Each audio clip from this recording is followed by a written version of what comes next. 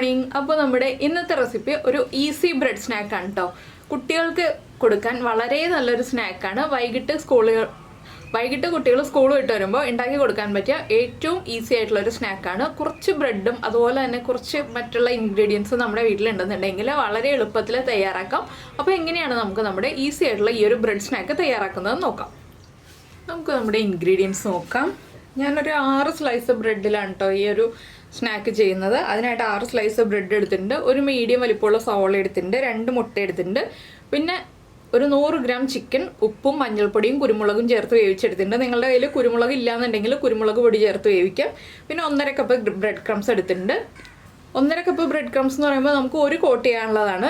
2 cup bread crumbs എടുക്കുകയാണെന്നുണ്ടെങ്കിൽ 2 coat ചെയ്യാം. അപ്പോൾ 3 മുട്ട എടുക്കേണ്ടി വരും കേട്ടോ. അപ്പോൾ 1 കോട്ടിങ് മതി. എന്താണെന്ന് വെച്ചാൽ ബ്രെഡ് ആകുമ്പോൾ 1 കോട്ടിങ്ങിൻ്റെ ആവശ്യമുള്ളൂ. അപ്പോൾ ആദ്യം നമുക്ക് ചിക്കൻ ഒന്ന് മിക്സിയുടെ ജാറിൽ ഒന്ന് പൾസ് ചെയ്തെടുക്കുക. കുരുമുളക് പൊടി ചേർത്ത ചിക്കൻ ആണെങ്കിലും കുരുമുളക് ചേർത്ത ചിക്കൻ ആണെങ്കിലും ജസ്റ്റ് ഒന്ന് പൾസ് ചെയ്തെടുക്കുക. അതുപോലെ തന്നെ നമ്മുടെ സവോള ഒന്ന് ചെറുതായിട്ട് സ്ലൈസ് ചെയ്തെടുക്കുക. സ്ലൈസ് ചെയ്തോ അല്ലെങ്കിൽ ചെറുതായിട്ട് കട്ട് ചെയ്തോ എങ്ങനെയാണെന്ന് വെച്ചാൽ നമ്മുടെ സൗകര്യം പോലെ എടുക്കുക. കുറച്ച് ജിഞ്ചർ ഗാർലിക് പേസ്റ്റും കൂടി വേണം ഇതിലേക്കായിട്ട്. ഇഞ്ചിയും വെളുത്തുള്ളിയും ചേർക്കേണ്ട, ജിഞ്ചർ ഗാർലിക് പേസ്റ്റാണ് നല്ലത്. അപ്പോൾ ഇത്രയും ചെയ്തിട്ട് നമുക്ക് ബാക്കിയുള്ള കാര്യങ്ങൾ ചെയ്യാം. അപ്പോൾ ആദ്യം ഞാൻ ചിക്കൻ ഒന്ന് പൾസ് ചെയ്തെടുക്കട്ടെ. മിക്സിയുടെ തീരെ ചെറിയ ജാർ എടുക്കണ്ട, അതിലും വലിയ ജാർ എടുക്കുക കേട്ടോ. തീരെ ചെറിയ ജാർ എടുത്തിട്ടുണ്ടെങ്കിൽ വല്ലാതെ അരഞ്ഞു പോകും. അതുകൊണ്ടാണ് അതിലും വലിയ ജാർ എടുക്കുക എന്ന് പറഞ്ഞത്. ഒന്ന് പൾസ് ചെയ്താൽ മതി, ഒരുപാട് അരഞ്ഞു പോകുന്ന രീതിയിൽ എടുക്കരുത്. പിന്നെ ഈ ഒരു ഫില്ലിങ് നമ്മൾ കുറച്ചേ വയ്ക്കുള്ളൂ ബ്രെഡിൻ്റെ ഉള്ളിൽ. ബ്രെഡ് ട്രയാങ്കിൾ ഷേപ്പിൽ നമ്മൾ മടക്കിയെടുക്കുകയാണ് ചെയ്യുക. അതുകൊണ്ട് തന്നെ വളരെ കുറച്ച് ചിക്കൻ മതി, ഒരുപാട് ഫില്ലിങ് വേണ്ട. അപ്പോൾ ഞാനിതൊന്ന് പൾസ് ചെയ്തെടുക്കട്ടെ. ഇതാ നമ്മുടെ ചിക്കൻ ഇപ്പോൾ പൾസ് ചെയ്തെടുത്തിട്ടുണ്ട്. കുരുമുളകൊക്കെ ഒന്ന് ചെറുതായിട്ട് പൊട്ടിയിട്ടേ ഉണ്ടാവുള്ളൂ. നമുക്ക് കടിക്കാൻ കിട്ടുന്ന പാകത്തിലാണ് കുരുമുളക് ഉണ്ടാവുക. കുട്ടികൾക്ക് കൊടുക്കാനാണെങ്കിൽ കുരുമുളക് പൊടി മാത്രം ചേർക്കുക, കുരുമുളക് മുഴുവനായിട്ട് ചേർക്കരുത്. കുട്ടികൾ കടിക്കുമ്പോൾ എരിവ് കൂടുതലായിരിക്കും. അപ്പോൾ ഇത് നമുക്ക് മാറ്റി വെച്ചിട്ട് നമ്മുടെ മസാല റെഡിയാക്കി എടുക്കാം. അപ്പോൾ നമുക്ക് മസാല റെഡിയാക്കാൻ ഞാനൊരു പാൻ വെച്ചിട്ടുണ്ട്. ഇത് നമുക്ക് വെളിച്ചെണ്ണയിലോ വെജിറ്റബിൾ ഓയിലോ ചെയ്യാം. കുറച്ച് ഓയിൽ ഉപയോഗിക്കുക എന്ന് മാത്രം. ഞാനിപ്പോൾ ഒരു 1/2 ടേബിൾ സ്പൂൺ വെളിച്ചെണ്ണ ഒഴിച്ചിട്ടുണ്ട്. 1/2 ടേബിൾ സ്പൂണിൽ കൂടേണ്ട. ഇതിലേക്ക് നമ്മൾ കട്ട് ചെയ്ത് വെച്ചിരിക്കുന്ന സവോള ആദ്യം ചേർക്കാം.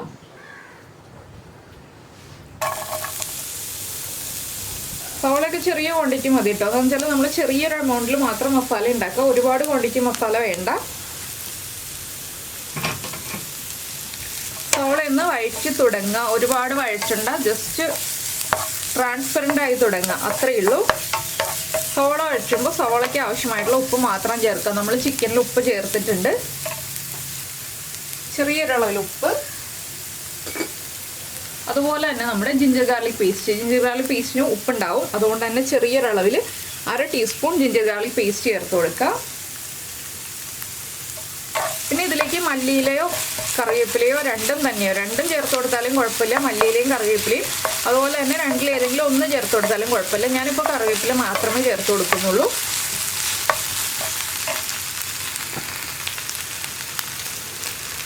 കറിവേപ്പിലയാണെങ്കിലും മല്ലിയിലയാണെങ്കിലും ചേർക്കുമ്പോൾ ചെറുതായിട്ട് കട്ട് ചെയ്ത് ചേർത്ത് കൊടുക്കുക, ഒരുപാട് വലിപ്പത്തിൽ ചേർക്കണ്ട. ഇതിലേക്കാണെങ്കിലും കുറേ മസാലകളൊന്നും ചേർക്കണ്ട കേട്ടോ. നമ്മൾ ചെറിയൊരളവിൽ മാത്രം മസാലകൾ ചേർത്ത് കൊടുക്കുക. ഈ ജിഞ്ചർ ഗാർലിക് പേസ്റ്റിൻ്റെ ആ റോ ടേസ്റ്റ് മാറി വരുന്നത് വരെ ഒന്ന് ഇളക്കി കൊടുത്തിട്ട് നമുക്ക് മസാലകൾ ചേർക്കാം.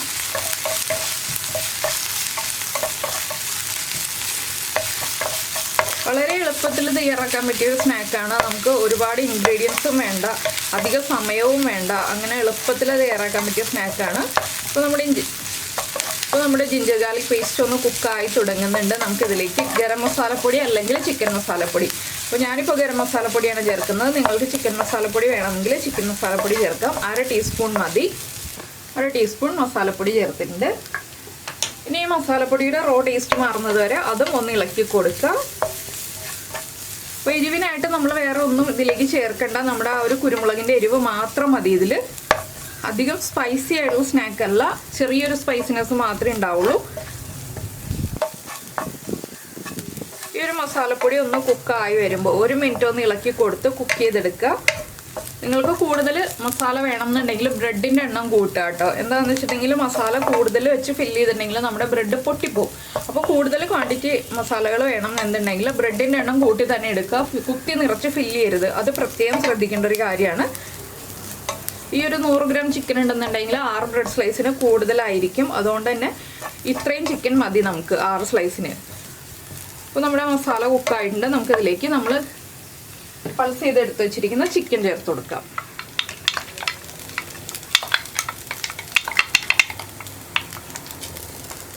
ചിക്കൻ്റെ പീസുകൾ ഉടഞ്ഞിട്ടില്ലെങ്കിൽ ഒന്ന് ഇതുപോലെ ഒന്ന് ഉടച്ചെടുക്കുക.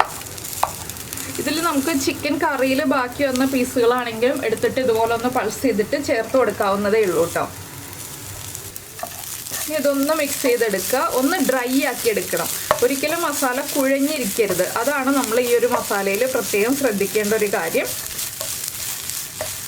ഒരുപാട് ഓയിലും ഉണ്ടാവരുത്. ഓയിൽ കൂടിപ്പോയിട്ടുണ്ടെങ്കിൽ നമ്മുടെ ബ്രെഡ് നനവായി പോവും. അതുകൊണ്ട് തന്നെ ഒരുപാട് ഓയിലും ഉണ്ടാവരുത്.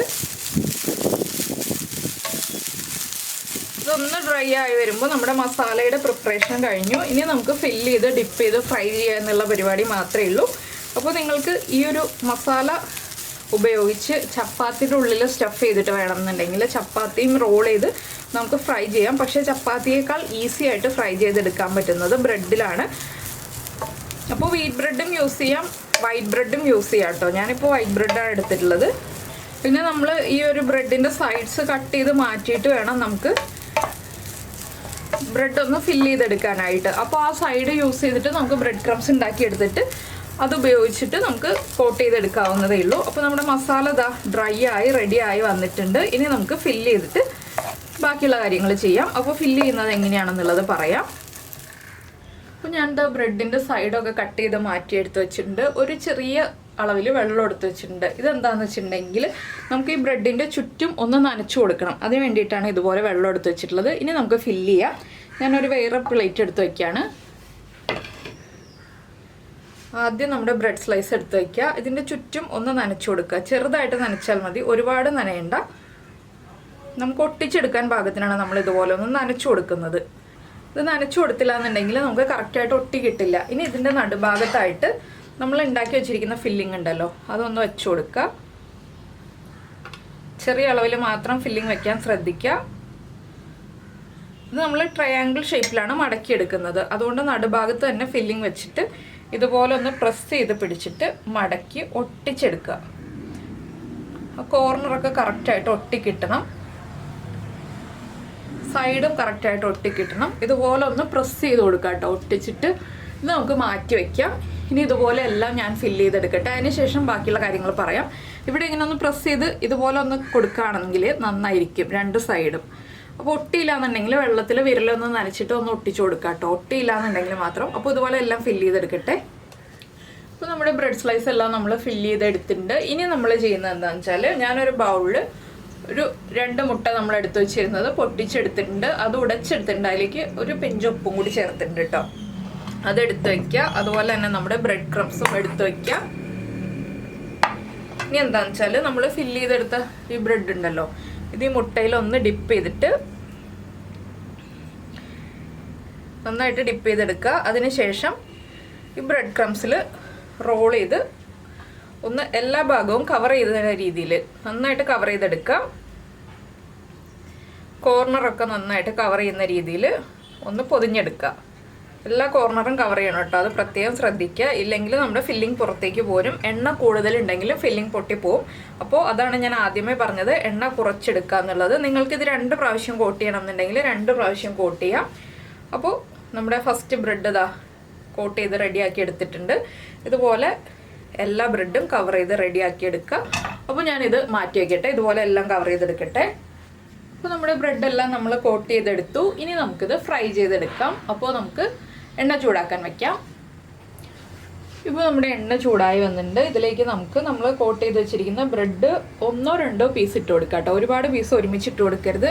എന്താണെന്ന് വെച്ചാൽ വേഗം കരിഞ്ഞു പോകും. ബ്രെഡ് ക്രംസ് അല്ലേ, പുറം ഭാഗത്തുള്ള ബ്രെഡ് ക്രംസ് മാത്രമേ കുക്കാവാനുള്ളൂ. ഞാനിപ്പോൾ 2 സ്ലൈസ് ഇട്ട് കൊടുക്കുന്നുള്ളൂ കേട്ടോ. ആ ബ്രെഡ് ക്രംസ് കുക്കായി വന്നു കഴിഞ്ഞിട്ടുണ്ടെങ്കിൽ ബാക്കിയുള്ളതെല്ലാം കുക്കായ കാര്യങ്ങളാണ്. അപ്പോൾ നമുക്ക് ഒരു കയ്യിൽ ഉപയോഗിച്ച് മുകൾ ഭാഗത്തേക്ക് കുറച്ച് എണ്ണ ഇതുപോലെ ഒഴിച്ചു കൊടുത്തിട്ട് വേഗം തന്നെ ഫ്രൈ ചെയ്ത് കോരിയെടുക്കാം. ഇത്രയേ ഉള്ളൂ നമ്മുടെ സ്നാക്കിൻ്റെ പരിപാടി. അപ്പോൾ നിങ്ങൾ ഇതുപോലെ സ്നാക്ക് ഉണ്ടാക്കി നോക്കിയിട്ടില്ലെങ്കിൽ ഉറപ്പായിട്ടും ട്രൈ ചെയ്യൂ. കുട്ടികളൊക്കെ സ്കൂൾ വിട്ട് വരുമ്പോൾ ഉണ്ടാക്കി കൊടുക്കാൻ പറ്റിയ വളരെ എളുപ്പത്തിലുള്ളൊരു സ്നാക്കാണ്.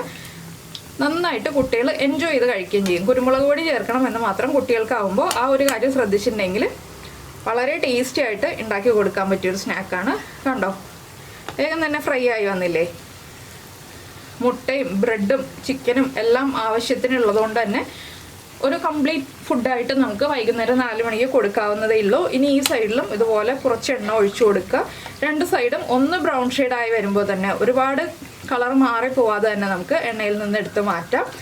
അപ്പോൾ നിങ്ങളെല്ലാവരും ഈ ഒരു റെസിപ്പി ട്രൈ ചെയ്ത് നോക്കിയിട്ടില്ലെങ്കിൽ ട്രൈ ചെയ്ത് നോക്കിയിട്ട് ഫീഡ്ബാക്ക് ഒക്കെ അറിയിക്കുക. അതുപോലെ തന്നെ നമ്മുടെ ചാനൽ ആദ്യമായിട്ട് കാണുകയാണെങ്കിൽ നമ്മുടെ വീഡിയോ പ്രസൻറ്റ് ചെയ്യുന്ന രീതിയൊക്കെ ഇഷ്ടമായിരുന്നുണ്ടെങ്കിൽ നമ്മുടെ ചാനൽ ഒന്ന് സബ്സ്ക്രൈബ് ചെയ്ത് സപ്പോർട്ട് ചെയ്യണേ. സബ്സ്ക്രൈബ് ചെയ്യുന്നതിന് ഈ വീഡിയോയുടെ താഴെയുള്ള റെഡ് സബ്സ്ക്രൈബ് ബട്ടൺ ഒന്ന് ക്ലിക്ക് ചെയ്യുക. ആൻഡ് റൈറ്റ് സൈഡിലുള്ള ബെല്ലൈക്കണും ക്ലിക്ക് ചെയ്യുക.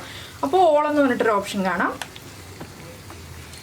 ആ ഓളും കൂടി പ്രസ് ചെയ്തിട്ടുണ്ടെങ്കിൽ ഞാൻ എപ്പോഴും വീഡിയോ അപ്ലോഡ് ചെയ്യുമ്പോൾ നിങ്ങൾക്ക് നോട്ടിഫിക്കേഷൻ വരും.